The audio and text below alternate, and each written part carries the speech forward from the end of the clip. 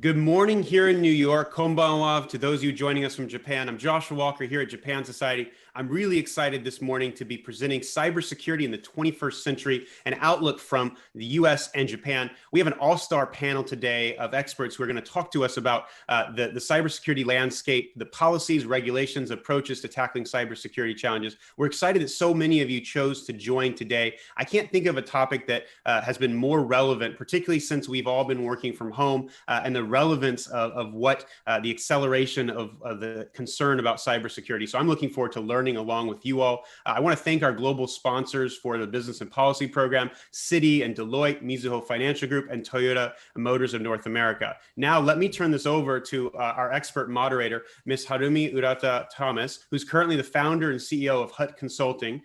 She specializes in advising companies on taking innovation and changing their way of thinking about success in business. And she also speaks in numerous venues and events on subjects, including all the things we're going to talk about today, from cybersecurity, AI, and blockchain. So without further ado, let me turn this over to Harumi to introduce our panel and to kick off our conversation today. Harumi-san, thank you and good morning to you. Thank you, Josh. Thank you very much. And I think we are all really excited to be here because, as Josh just explained, it's a really topical topic, and there are a lot of, whether or not we like it, there are a lot of cybersecurity incidents ongoing, and a lot of things are changing around us really fast.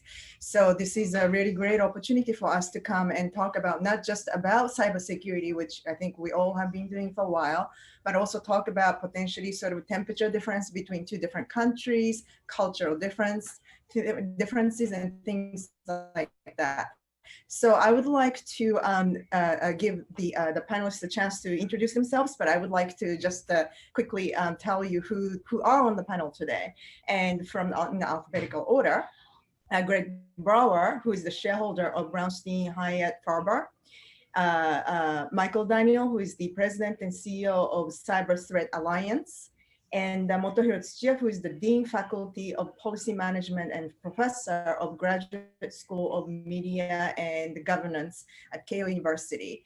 I would like to, last night I actually was beginning to read their bio and I began to take down the notes so that I can actually introduce them to you with a little bit more details, and then realized each bio was beginning to get longer and longer because of their incredible background that each brought in order to get here. So I think I would like actually each panelist to actually provide a little bit more introduction before we start with the questions. We have lots of questions to cover. We also have received the questions that you submitted prior to today, and we will be covering them throughout the session. But Greg, let's start with you.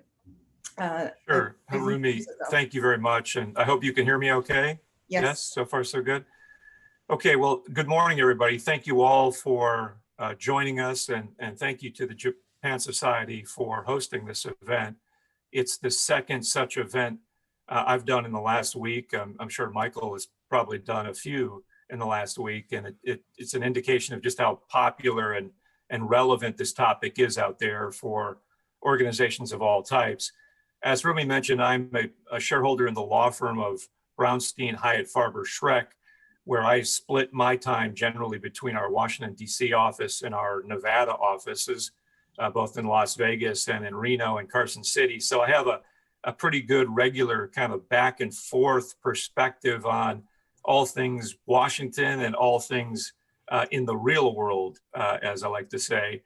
My practice is focused primarily on litigation, both civil and criminal litigation, government investigations, gaming law, and served in government, most recently as the assistant director of the FBI in charge of congressional affairs, and before that as deputy general counsel at the FBI. And in a past life, I was the chief federal prosecutor in my home state of Nevada. And so again, it's great to be here, and I really look forward to this discussion. Thank you.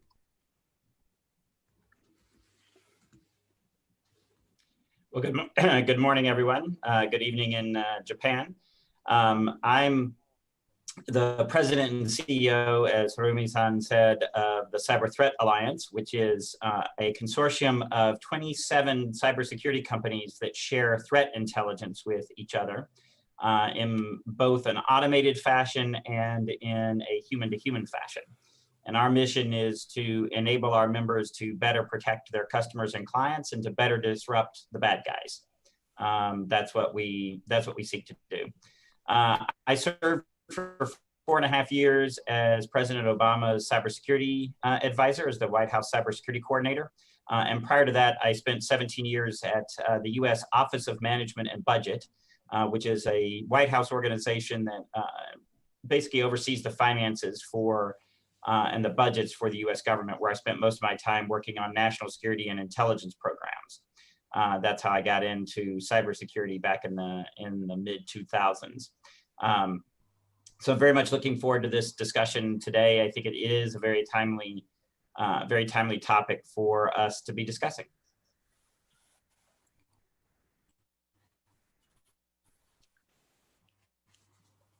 Okay, good morning, everybody. So good evening from Tokyo, Japan. My name is Motohiro Tsuchiya. So this is my second appearance at the Japan Society's event. I don't remember exactly when it was, but maybe 20 years ago. So I talked about pop culture, so Japanese pop culture. So it was a peacetime. But probably after that, I spent 1 year in Washington, DC. It was the time of 9/11. So my apartment was quite close to the Pentagon. But on that day, I was in San Francisco for a conference. And I couldn't go back to Washington for a week. So that experience changed my career, actually. So I was looking at the brighter side of the internet, but I'm watching TV for a week and I'm reading newspapers. I realized bad guys are using the internet. So cybersecurity might be a big thing. So after that, maybe 19 years, so I'm looking at the darker side of the internet. So I'm interested in cybersecurity. I want to know how to protect us, how to protect our nation. So it's very difficult policy task. But so I'm just a scholar, so I have no experience to work for the government. But so sometimes I help the Japanese government to make a policy. For example, 2 years ago, I was involved in the drafting of National Defense Program guidelines. So we made a one step forward for cybersecurity. So if possible, I want to share that kind of experience. Thank you very much for having me. So Harumi-san, thank you. Okay, thank you. What an incredible compilation of the the credentials that all these three panelists bring. And I think we all do remember where we were on September 11th, the day it happened. I was actually working downtown Manhattan. So I actually, unfortunately, saw everything as it happened. It's something to talk about. Probably that's where I became really serious about the security business of all the sort of technologies that we can get involved in. By the way, I'm just a private citizen. I'm not even a faculty. So I'm always on the recipient end of the policies, so to speak. So as I was saying earlier, we have received several questions from the audience prior to the event, and I have read them all, and basically they kind of boil down to a couple of different points, which we will try to sprinkle through the questions that we'll be asking at the end. We will be asking throughout the session. So hopefully we will be able to cover it before the session is over today. So let's dive in. And I think for a session like this, we actually need to bring a big picture together so that we know where we stand. Always, when you have a problem, right, knowing where you are, knowing what your problem is how you actually tackle the problem. So let's lay out what kind of cybersecurity scene or security scene we are sitting today. So let's start with Greg.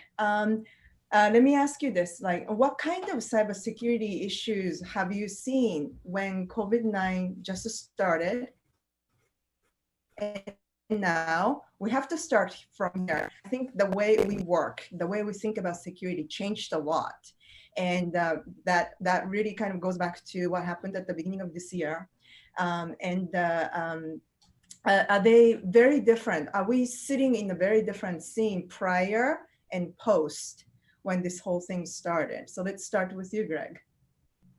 Sure. Thanks for that question. I don't know that there's a big difference in reality between what organizations should be concerned about in terms of cybersecurity and privacy today versus 6 months ago. But there are, of course, some differences in our day-to-day lives that do implicate these issues. One is, I think, a significant increase in our reliance on technology and remote technology. For example, the simple example of this very discussion, it was originally supposed to be in person in New York, where we would all be in the same room.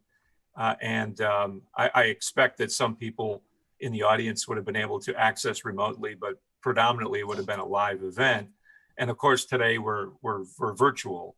And that's the way all organizations are operating every day. Everything from routine weekly meetings to bigger events. It's all virtual. And so the increased reliance on technology obviously poses certain risks and creates certain issues in terms of the security of those events. So there is a bit of a difference in that regard.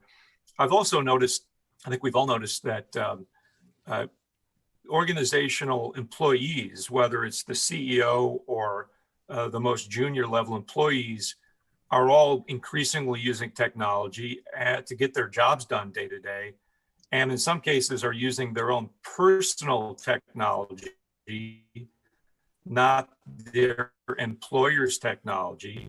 And that poses certain increased vulnerabilities and potential cyber risks. And then just the shift towards telework generally is just changing the way we interact with one another. 6 months ago, if I had a question perhaps for someone in my billing department relating to a wire transfer, I might get up from my desk and go down the hall and talk to her about that. Now we're all virtually communicating, and that face-to-face interaction and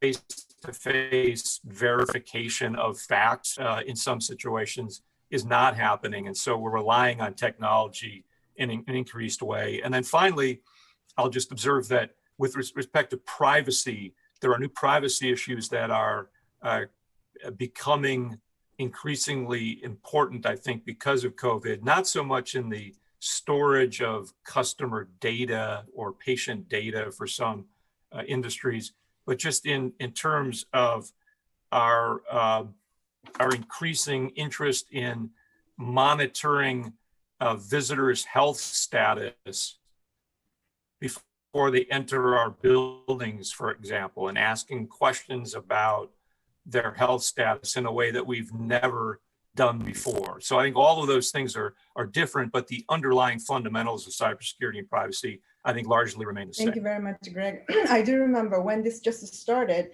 I mean, we casually use the laptops, the phones to communicate with remote people. But I know indeed when we went into lockdown and everybody was forced to work from home, no corporations were kind of prepared for this. Every 100% of the employees working from home kind of situation. And I know that every inventory on the hardware side that computer stores had, refurbishment stores had, just went empty in just a matter of seconds. So this actually, I think, brought a lot of like different sort of challenges that we wouldn't otherwise have faced front and center for us to kind of face. So Motohiro, I mean, because this is a Japan Society event, we do have to talk about Japan a little bit more specifics. So what is the current cybersecurity situation in Japan? What types of cybersecurity risks within what you know? Okay, thank you. These days we are wearing face masks for the coronavirus almost everywhere. So it's still hot in Tokyo. About 99% of the people on the street are still wearing a mask. So because we have a strong social pressure, so if I don't have a mask in a train, so everybody's looking at me. So why you are not wearing a mask? This kind of social pressure is somehow stronger in Japan than in the United States. So hacking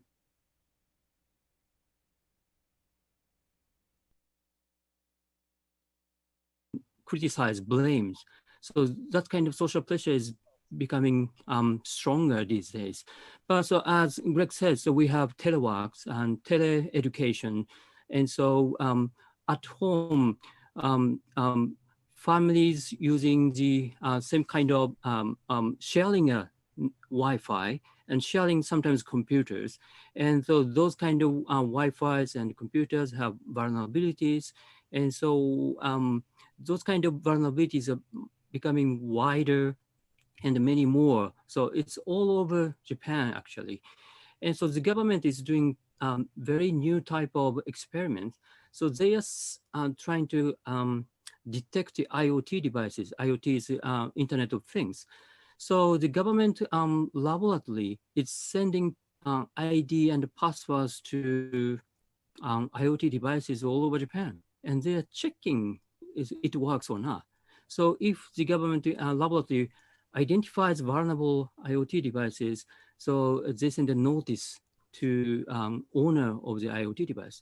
But it's invading people's secrecy of communication. So the government laboratory is hacking everybody's IoT device for government laboratory. I cannot do that. But so specific government laboratories can do that.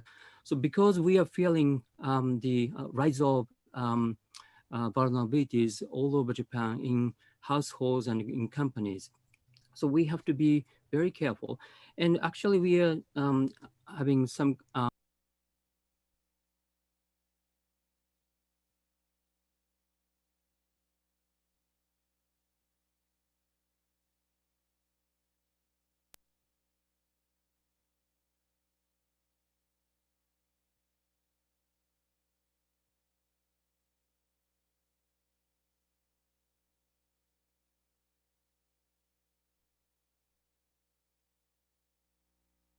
but it's quite difficult to identify hackers. That's why the victims are blamed.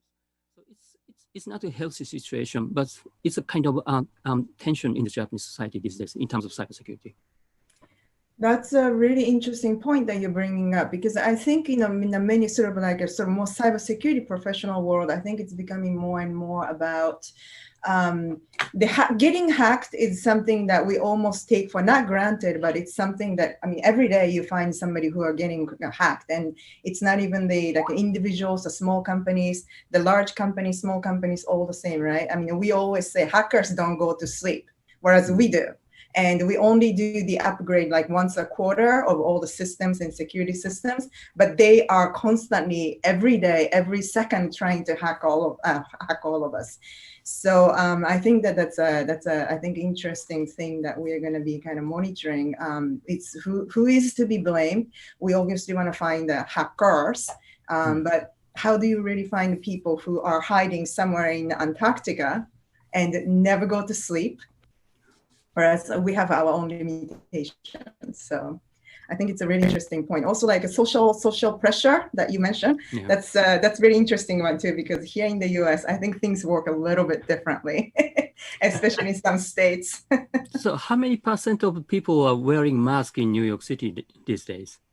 New York is actually not too bad. And the New York corona rate, I think, has gone down to 0.8%. But I do believe, Greg and Michael, please feel free to jump in, but I think it's a unique state rather. And more states actually have a little bit more freedom.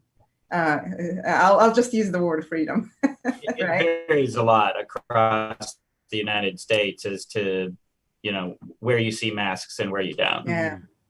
Yeah, if it's for those unfamiliar with the U.S., and so those from the U.S. will, I think, relate to this. Those from elsewhere may find it interesting that in out west in the western United States, particularly when you get into more rural areas, there's more of a reluctance to wear masks not just because in some places the rate of infection is lower. It is in some, it is not in others, but there's a sort of a Western, traditional Western rejection of anything the government wants you to do, right? And so it's just kind of this visceral rejection of following the rules, and it's a problem that's real, and it's a problem that's causing some increasing rates of infection in some parts of even relatively rural parts of the United States. Yeah. Hence, sorry, go ahead. Yeah, that's a big cultural difference actually. So it's not mandatory in Japan. So people are recommended to wear a mask, but everybody's wearing a mask. So it's very different between Japan and the United States, I think.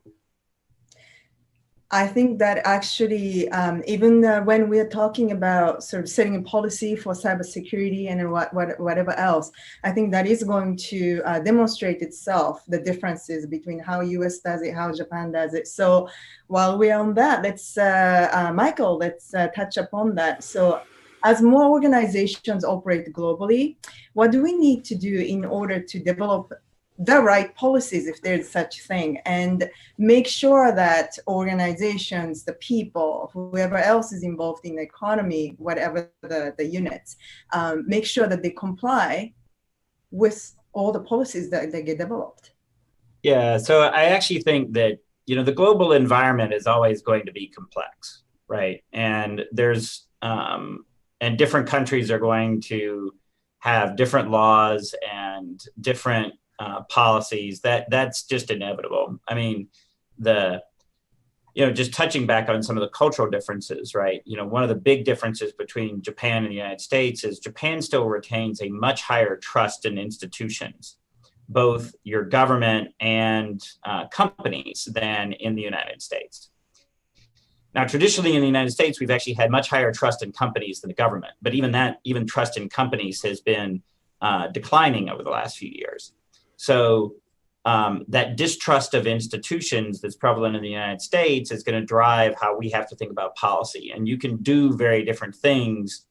Motohiro-san was just talking about the IoT program to check for the use of password as a password, right, on IoT devices. And the U.S. government could never get away with that because of people's lack of trust. So I think what we really have to think about, though, are there places where we can work together as an international community to bring into alignment as many of those policies as possible? So recognizing that you're never going to get 100% alignment, can you get sort of foundational alignment in certain areas? And so that you start to weed out some of the places where you don't need there to be disagreement. So for example, we know what some of the best practices are for many industries, right? We know that you need to be patching regularly your IT systems. We know that using multi-factor authentication, so using more than just a password, so using some other factor, a text message or an authenticator on your phone, that's a much better step. Using a password manager, like all of these things are going to be common across a lot of technology bases. The other thing that we know is that it's always easier to build security in from the beginning. So to the extent that you can require that certain bad practices be avoided, for example, hard coding administrator passwords into devices, that's a good thing, because that will, by doing those things, you can actually raise the level of cybersecurity pretty considerably without sort of imposing huge burdens. Thank you, Michael. So you actually brought up a very interesting point. At least on the US side, the corporations traditionally have been trusted more than the government. And that coming from you with your background, that's a huge point to be made. So Greg, I would like to ask a very simple but also like loaded question. So in your opinion, where does the private entities in this really responsibility start and end? I mean, if, especially operating out of the part of the world where corporations are more trusted and probably have infinitely more power than they do in some other nations. So corporations and I think organizations of all types really have at least a twofold responsibility is to their members, their clients, their patients. And so if it's a hospital, for example, that hospital has a duty to maintain patient records in a way that are not vulnerable to cyber attack. If it's a retail operation, that organization has a duty to its customers to keep their credit card information secure. And the other responsibility, I think, increasingly is to comply with whatever applicable federal and state and local laws that apply. And the two go hand in hand, of course, because the reason generally behind the laws and the regulations that apply in this area are the reason is the protection of citizens, of consumers, of patients, et cetera. And so corporations, businesses, organizations of all types are really, getting it from both ends. It's the demands on the part of their customers, which are very real and can cause legal liability if not met in a careful way, and the increasing government scrutiny and regulation. And so putting those two things together, organizations have tremendous incentives to constantly increase the state of their and their privacy. Together has so far and likely will continue to cause organizations to do their very best to stay on the right side of these issues. Great, thank you for that. Thank you for that. Could I, Harumi-san, if I could just jump in on that. I think I would definitely say that when you talk about this question of responsibility, this is a key issue, and it actually gets at also something that Motohiro is talking about where, you certainly do not want to blame the victim, right? But it is also very evident that companies have a responsibility to protect the data that they hold.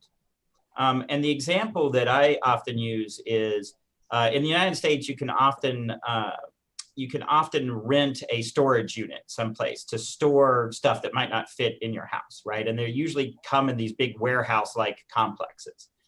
And if somebody ran one of those complexes and said, come store your stuff with us, right? And then they got broken into and the stuff got stolen. And you wouldn't blame them for the robbers doing a bad thing, and the police would go, try to catch the robbers. But then you might start taking a look at it and saying, wait a minute, you said your storage space was secure, but you didn't have any locks, you didn't have any gates, you didn't have any security cameras. Well, maybe we actually can hold you liable for not employing the best practices for preventing somebody from breaking in and stealing stuff. Now, if you had all of those things and, somebody like, Tom Cruise and the Mission Impossible crew broke in, well, okay, that's a different story, right? But, I think that there is a balance between not blaming the victim and still holding people responsible for employing known best practices to protect their data and to protect their business operations. The one thing that I would definitely say on the other side, though, and again, this is probably a particularly American thing, this idea of hackback, sort of this idea that private sector companies would be responsible and have the authority to chase, bad guys in cyberspace. That is a terrible idea. It is, it's an awful idea. It's a stupid idea. And so, companies should not be responsible for trying to go after malicious actors outside of the networks that those companies own. That is not a company's responsibility. That is the government's responsibility and government agencies' responsibility. And so I think that's a very clear dividing line that we can use.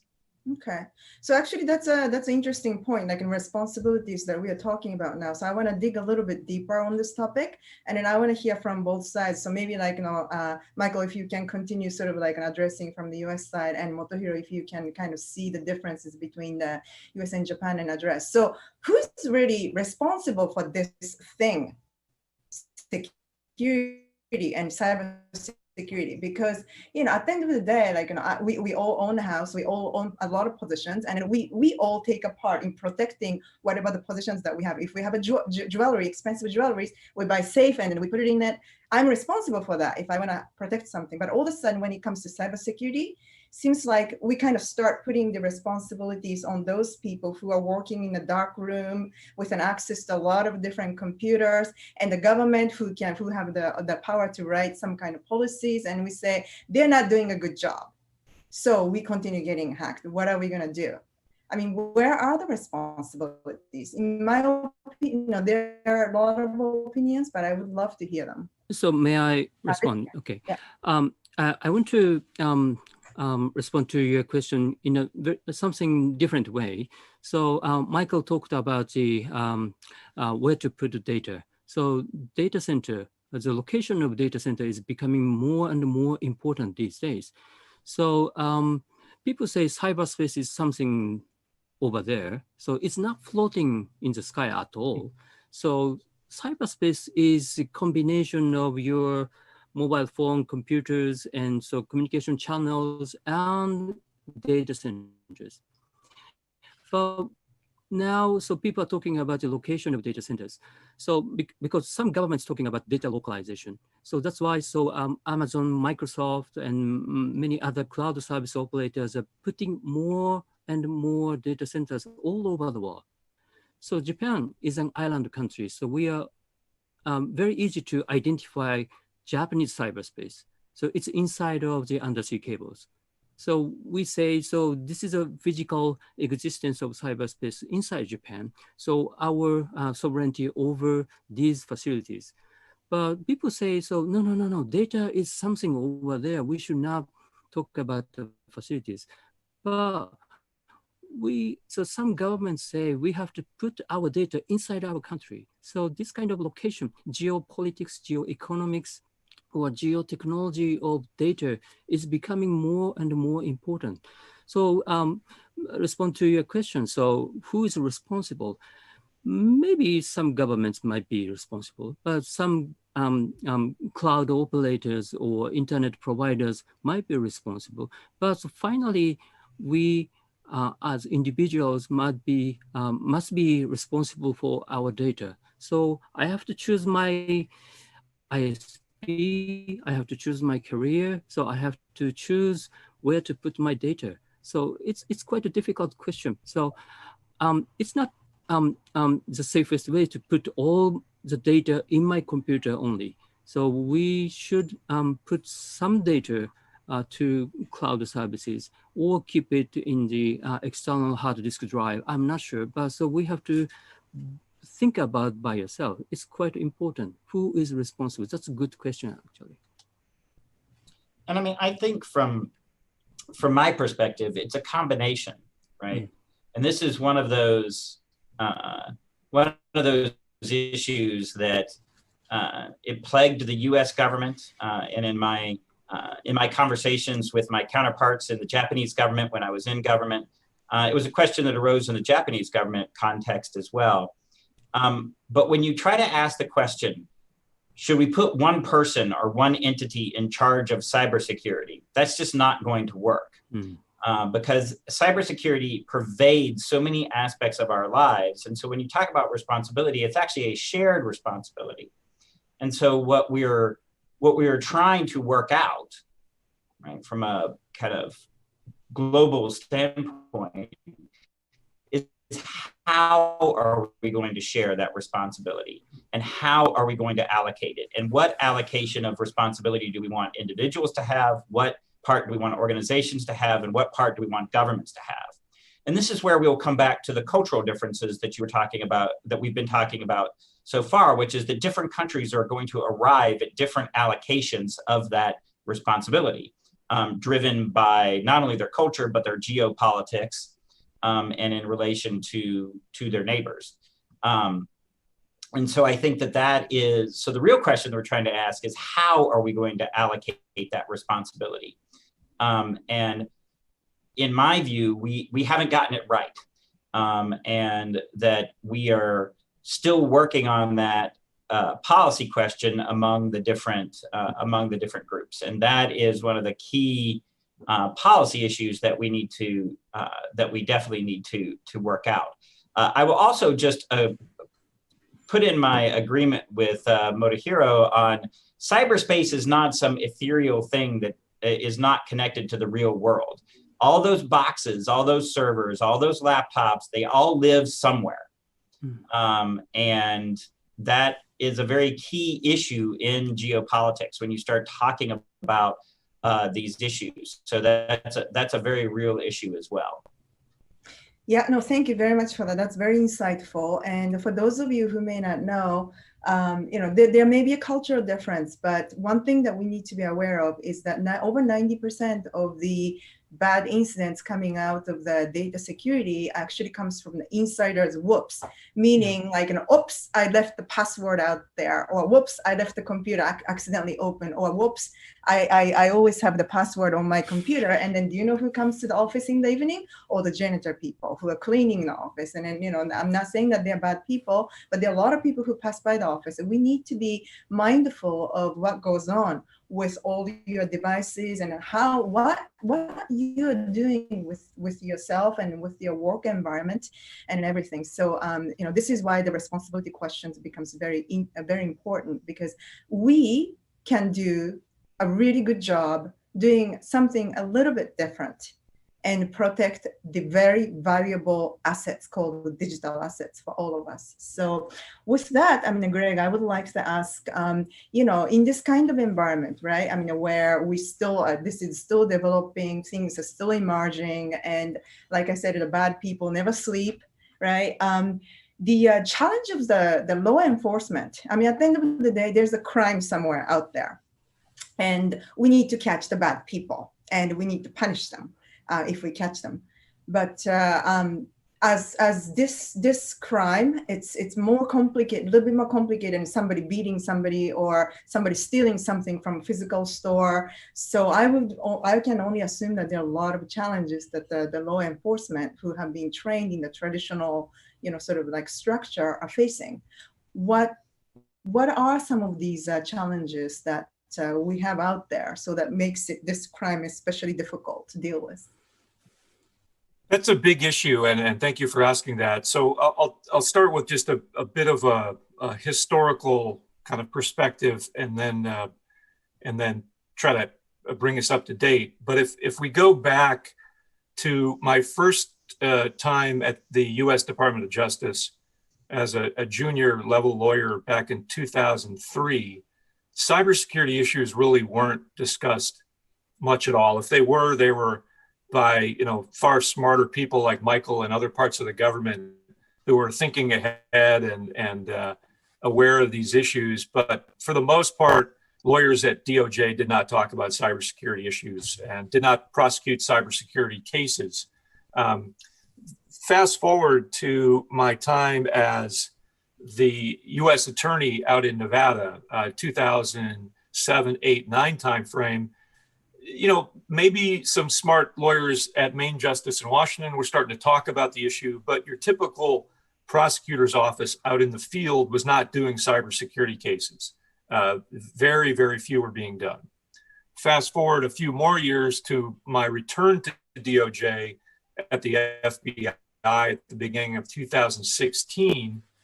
And I would say that probably once every couple of weeks at the morning threat briefing that the senior leadership of the FBI participated in, about once every 2 weeks, there would be mention of a cyber attack somewhere. And then fast forward 2 years from there, by the time I left the Bureau, it was virtually every day at every morning threat briefing that there was some cyber event from the night before that was being briefed to the director. And so I've seen just the evolution of it being something that wasn't really a big deal to something that is a very, very big deal and remains very challenging for law enforcement. But I will say that over the years, law enforcement, including the FBI, has increased significantly, dramatically, its capabilities in this area. But the point that I'll make in that regard is this. When a company, an organization, a person believes that it has been the victim of a cyber attack, in my experience, there's often way too much hand-wringing about whether to report it to law enforcement, when, from my perspective, the only right approach really is to report it to law enforcement. And so, to your point, law enforcement has tremendous capability. There are tremendous challenges, but one thing we know for sure is that law enforcement, including the FBI, cannot combat a problem, cannot investigate a crime that it does not know about. And so my pitch to organizations of all types is, if you think you have been the victim, report that to law enforcement, make it law enforcement's problem, get law enforcement's help in advising you on, in catching the perpetrator, and perhaps advising you on how to prevent it going forward. But if law enforcement doesn't know about it, they can't solve the problem. That's a really good problem. And that's a really actually good point that you brought up, because I think all of us are receiving like these funky emails with links, and some of us like may have clicked, and it may have even led into a more complicated problems than just like, a few pictures popping up, or you unknowingly forwarding a lot of emails to a lot of people. But most of us end up not doing anything with it. We just kind of say, okay, we'll clean up the computer, we'll just do like the complete wipe of it, and then we'll call it a day. So that's a really good point that you're bringing up. You are a victim, or if you witness the crime, cybersecurity related, please do report it to the law enforcement going forward. Very good point. Yeah. So I mean, let's go back a little bit to the policy, but also a little bit of a change of tone. And Michael, I would love to ask you this question. So I actually do render some of my service to a cryptocurrency company today, and it was one of the examples that was used as part of the description of the event also. So I have to touch at least like one aspect of blockchain cryptocurrency. As this develops, and there's a lot of money to be taken from that little technology that we have that emerged in the last 12 years.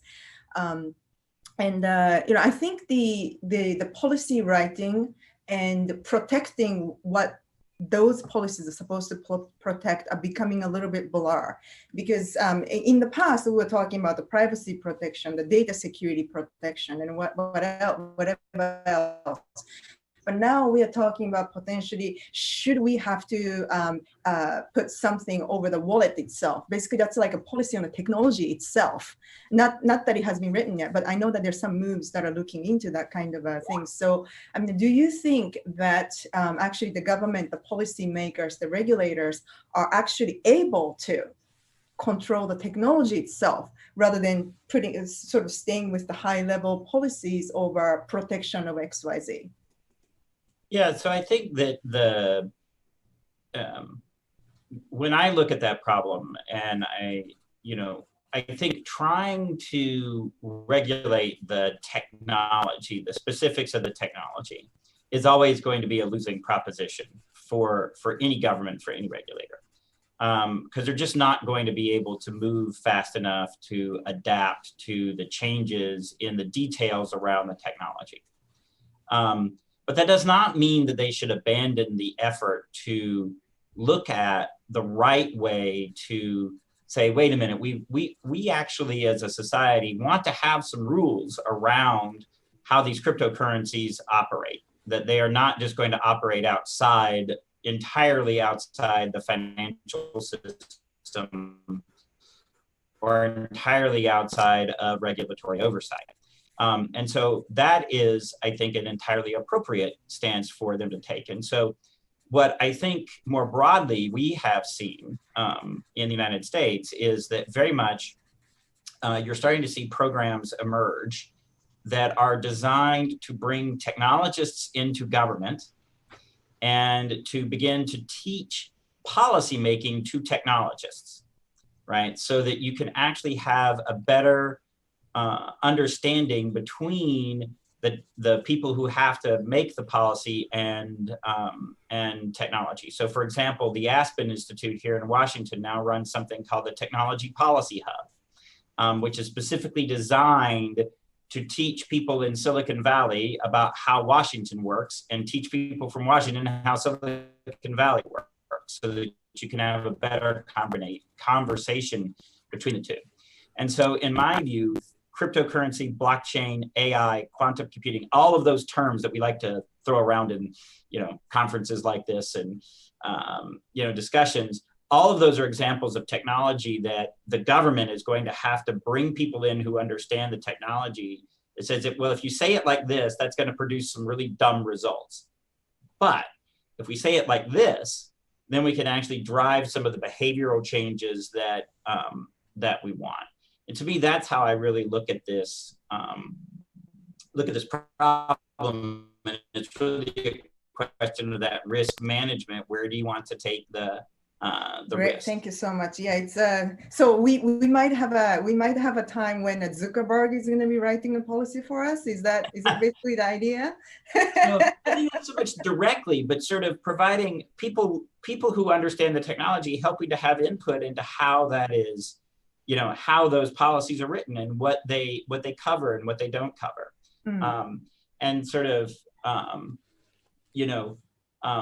not, for example, necessarily mandating a particular, widget to be used, but instead, making sure that you're at the broader level of saying, okay, if you are going to be managing, wallets, for example, then you have to employ certain technologies to ensure authentication, or that you have to have at least this many, this size of number of participants in the blockchain so that you are not vulnerable to somebody actually being able to take over the blockchain and therefore, render the effect of the blockchain,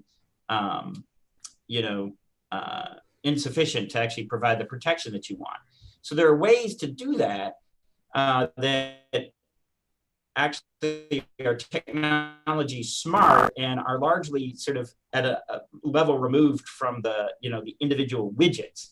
But that doesn't mean you have to abandon it, the government oversight entirely. Yeah, and Michael makes such a great point. If I could just follow up on that briefly, with respect to Washington and policy in this area, our system of government in Washington wasn't really set up to be the most efficient, but with respect to cyber policy, privacy policy, it really has been a model of inefficiency in many ways. And recent hearings on Capitol Hill have shown to the world that Congress as a whole doesn't really have a good understanding of the issues. And that's not to say that there aren't a lot of really smart people in Washington, both on congressional staffs and at places like Michael's organization, the Aspen Institute that he mentioned, and other places who really are technical experts. And so Congress has that wealth of information and expertise at its disposal, but so far really hasn't been able to reach a consensus on, for example, a federal privacy type law that I think most observers think would be very useful, as opposed to the patchwork sort of system we have right now from state to state. And so, Washington needs to get a lot better in terms of getting serious about policy in this area it's not easy, but we can do a lot better. Thank you for that really, really important point. And Motohiro, in a second, I would like to ask you, because like technology always develops faster than policies, and in Japan has been developing actually a lot of futuristic things. But before moving into that, Michael, I just wanted to ask you one more thing, and because you were just kind of like tossing all these really cool emerging technologies that we always talk about at the event like this. And while we are touching upon any of these technologies, one of the things that we always talk about as we touch upon security aspect of it is that we always talk about the data security, and we always talk about privacy protection. But one of the things that I think we kind of overlook that is very important, because we are then with the collection, whichever the society we are talking about, country, corporations, villages, whatever it is that we're talking about, right? The individuals make up that sort of society, and we need to be able to feel safe. We need to have the safety built into our society. And I think that's something that we quite often overlook. I'm sure you have thought about this as part of like being an advisor to like the president and whatnot. So what are your thoughts on that one? So I actually think of them, so I think you're absolutely right that as we have connected the physical world to the digital world, right? Now you not only have security and privacy, but also public health and safety. My sort of glib answer is, it's one thing if your spreadsheet crashes or your Microsoft Windows crashes and you get the blue screen of death versus, your car, being crashed. And so we now are going to have to consider the safety aspects of this technology as well. And so I think what you're going to see is that you can build, as we evolve our technology, what we want to do is we want to build the security, privacy, and safety aspects into the technology as we deploy it. And that we want to consider those factors, just like we do for physical systems, we want to build that into the digital systems as well. And so one example, is that we have traditionally on the business system side for your laptop or anything else, the default is to crash, right? Is to stop and start. Well, that doesn't work for a lot over. You actually need to take a different approach, which is, which in a lot of those industries is something referred to as graceful degradation. But I mean, in other words, that the functionality doesn't just drop off a cliff, it actually goes down at a much less steep slope until you can put the thing into a safe state, right? And then figure out how to get it all the way back up to full functionality. And so I think that those are the kinds of considerations that we're going to have to be building into policy going forward. Gary's absolutely right. We've got the privacy and the tension between privacy and cybersecurity, and trying to make sure those are mutually reinforcing. But I would say that we're also now going to have to bring in safety, literally physical safety, and make sure that that is mutually reinforcing with privacy and security as well. Thank you for the great point that you just made there, Michael. I already feel safe that knowing that somebody's thinking about the safety of this world. So Motohiro, let's go to Japan and talk about, like I was saying earlier, Japan has always been ahead of game in certain areas of technologies, came up with really fast trains or the robots that can actually kind of think and almost act on its own to a certain extent. And with it comes with a lot of security issues too. And what is Japan doing so that we can make this a little bit more into secure and safe world? I know that recently, the regime changed. Cybersecurity structure is changing. Can you give us a little bit more color of what is happening in Japan? Thanks so much. So policies develop year by year. As you said, Harumi-san, so technology develops day by day. So it's quite difficult to catch up with the technology trend. So for example, so we were talking about cryptocurrency. So actually, Japan is lagged behind in cryptocurrency. So mobile payment is not so popular in Japan. So we are using Suica. It's a JR East Railway Company connected card and other things. But real mobile payment like Chinese is not popular in Japan yet. We started using QR code, but we don't know. But so I was not interested in cryptocurrency until 2 days ago, but I suddenly realized that digital renminbi, so digital version of Chinese currency, might be very powerful tool. So CBDC, so we should not use the stranger acronyms, but so central bank digital currency might be more widespread in the future. So Japanese government, Japanese central bank is not thinking about this. They're thinking, but they have no plan to use it. As far as I understand, so FRB in the US has no concrete plan to use it, but China has a plan it. And so digital renminbi is not connected to your bank account. So it means that people all over the world can use that. So to transfer money all over the world. So we don't need to use a strange banking system to send the money to the other part of the world. So this kind of thing is a future thing. But how we can catch up with that, it's quite difficult.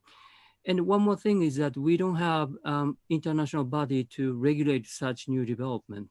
I don't say so. We need a regulatory body in the world. So I'm still believing in powerful self-governance of the internet. But some governments are very eager to use more government power over the internet, over cyberspace.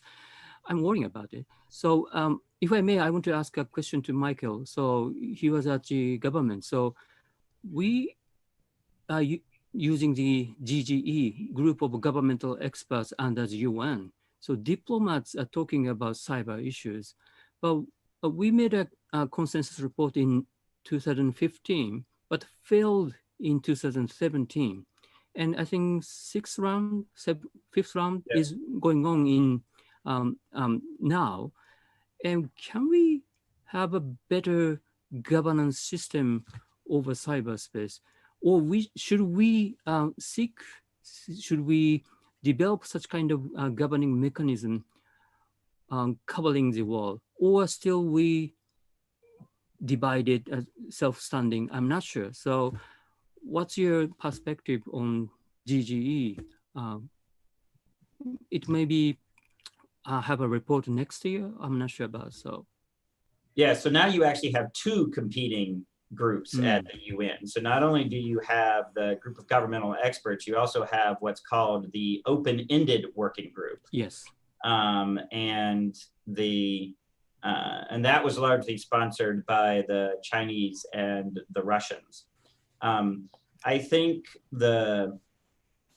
it was not inevitable that we ended up here, but I do believe that the track that we're on now is that you will see, in essence, a divided internet. And it will never be completely as sharp and as clear, because there'll always be some blurring at the edges. But I really do think that you will have sort of two broad flavors of the internet, if you will. You will have the version that is in the United States and Western Europe and Japan and Australia and places like that, that is more open, that is largely managed by that multi-stakeholder process that you were actually referring to, that is less government involvement, not no government involvement, by the way, but less government involvement. And then you will have the version that is preferred by the Chinese and the Russians and some other countries, which is much more state control over not just the internet itself, but the content that is on that internet. And the friction points will be at the edges. And the friction points will be those countries that try to want to have it both ways.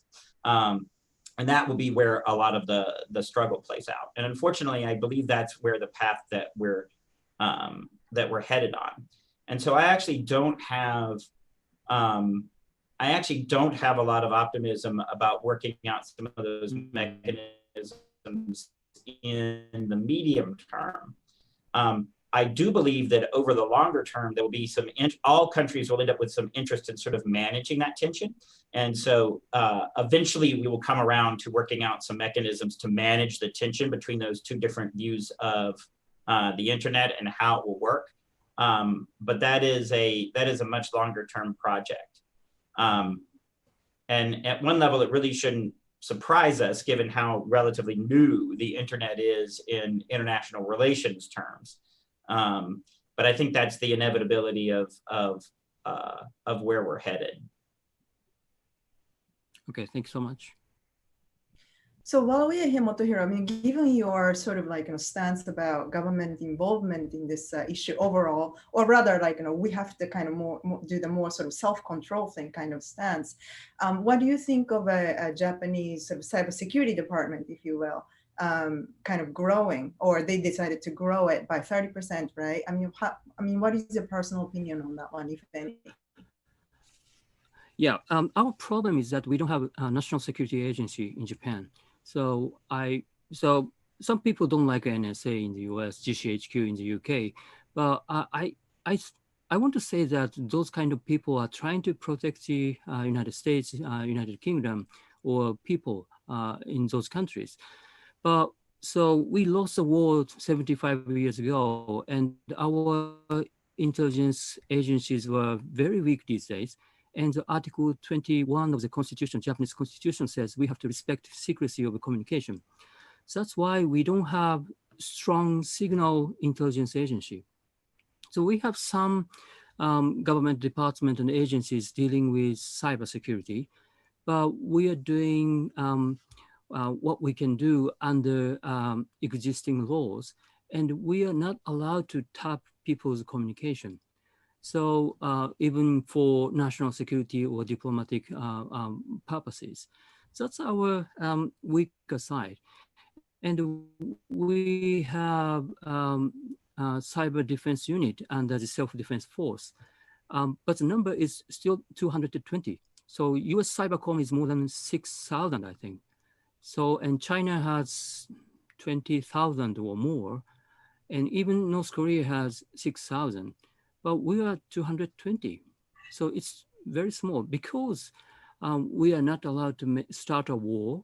We don't want to start a war, and we are not do a cyber attacks against foreign countries. We are trying to defend us, but we don't want to attack any other country. So that's why our unit is very small. We should have more capable people under the self-defense force, and we have to defend critical infrastructures, including power grids and water system and transportation. And so we had a very big tsunami and earthquakes 9 years ago. So we had blackout in wider Tokyo area. We don't want to experience it again. So I want to thank American people for helping us, but we don't want it again, and by cyber attacks or natural disaster. So we have to defend those kind of facilities, infrastructures. That's why I want to have more cyber warriors under the self-defense force to protect us. So it's a future plan. So it will be 1,000 quite soon, but still less than US and other countries. Gotcha. Okay, thank you very much for that. It's okay. So even if it's increasing by 30%, I guess the base is so small that it's like still nothing. That's a very good point that you are bringing up. So we have only 10 minutes left on the clock, and then I actually have a couple more questions that I definitely want to cover before the time ends. But Greg, I do have a question. I think this will be the best question for you. There was actually a question from the audience asking if they want to report a issue, the incident, right? I got hacked, what do we do? Do we call 911? Do we run to the police station? What do we do in order to report it?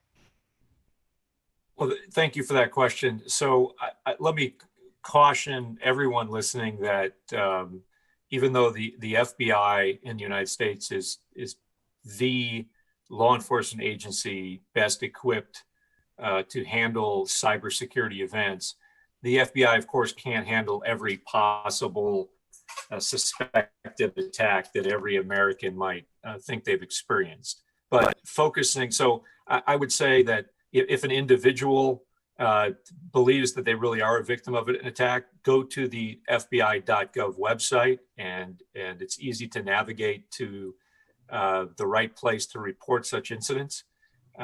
But beyond that, for larger organizations that, because they have a sophisticated IT apparatus, they know they've been breached. They know they've been the victim of an attack or are the victim of an ongoing attack. Same thing though, contact the FBI, make a report. Again, use experienced counsel to help navigate that process if counsel is involved. And I recommend that large sophisticated organizations that have been victimized use counsel to help navigate. But yes, it's basically the FBI website to begin with. There's a sub-site there that is set up to take such complaints of such attacks. And then eventually the organization will be put in touch with a real person who will request the relevant information, and the FBI will take it from there. But again, the pitch I would make is if it's not reported, if an apparent crime is not reported, that crime is likely not to be solved. And so that's the first step. Thank you so much. And so there, just on that point, there are also there's also an organization, a nonprofit organization called the Cybercrime Support Network, and they are building out a nationwide 211 support service for individuals and small businesses that believe that they have been the victim of cybercrime. And so in more and more jurisdictions, you can also dial 211. It's not everywhere in the United States yet. It's only in a few places, but that's being built out. But they have fraudsupport.org as their website. So that is also a source. And the FBI, the lead agent for managing something called the Internet Cybercrime Support Center. They actually want to get all the reporting into so that we have centralized statistics on what's going on in the Internet Cybercrime Complaint Center. So that's also another, so those are also some other resources that are out there for people to report to.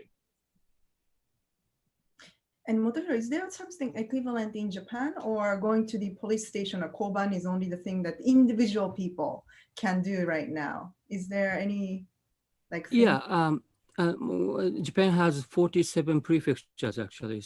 So each prefecture has a cyber unit actually. So if you have something, so maybe you can call them. So in Japan's case, 110, but 110 doesn't work for cyber issues actually. So you have to go online and find a better telephone number and call them. And one other thing is a JP-CERT CC, JP-CERT Coordination Center. So they are accepting incident reports actually, and so sometimes they can introduce a very good cybersecurity company to you. So if you have a corporate incident, they are ready to help actually. So one of my students working there, so they are very good actually. Excellent. Okay. So we have about 5 minutes left. I just want to make sure that we covered everything that have been raised from the audience side. So a lot of questions are actually implying about Japan kind of lagging the overall sort of cybersecurity initiatives. So I think we covered that through a number of questions that we addressed today. Some of the questions were asking about the overall trend. Again, I think we covered that. I think the global standard, what I think has become very clear is that there's no such thing as real global standard, although we are working towards that in what way, whatever we can, but I don't think we're going to get there too soon. And I think then how do we protect our security? This is something also addressed, but I think, with the 5 minutes left on the clock, maybe I would like to go around the panel and say, like, sort of what your sort of the thoughts to leave behind. What can we do really to keep ourselves safe, to keep your organization safe? What can we do? So I think we're gonna go, since I introduced the people in alphabetical order, we'll start with the other way around this time. So Motohiro, go ahead, start. Okay, basic hygiene and basic protection of your house is very important for your health and for your property protection. So it's same in cyberspace. You have to encrypt your important data. And sometimes you had better use encrypted email system. I'm using it. People don't want to use it. But so I have 3 very important friends to communicate with. So I'm asking them to use the encrypted email. So it's not Joshua Walker at all, but so I hope he can use it. But so these kind of things, so you have to develop and you have to think about it. So basic thing first, and after that you can search for a good technology to protect you. So that's basic thing is very important. Thank you very much. So And what I would Michael? say is that you can actually, to Motohiro's point, you can actually take steps to make yourself safer in cyberspace. It's not actually impossible. You don't have to be fatalistic about it. However, there is no way that you can make yourself 100% safe. You can make yourself safer. You can reduce your risk, but you can never drive that risk all the way to 0. So the other piece that I would say is you use the best practices that you can find. And if you're an organization, then you also need to have a response plan developed for what you're gonna do when you have a bad day. So just like you might, as a family, you might have a disaster response plan for what happens if there's, if you live in the Gulf part of the United States, a hurricane or an earthquake, if you're on the West Coast.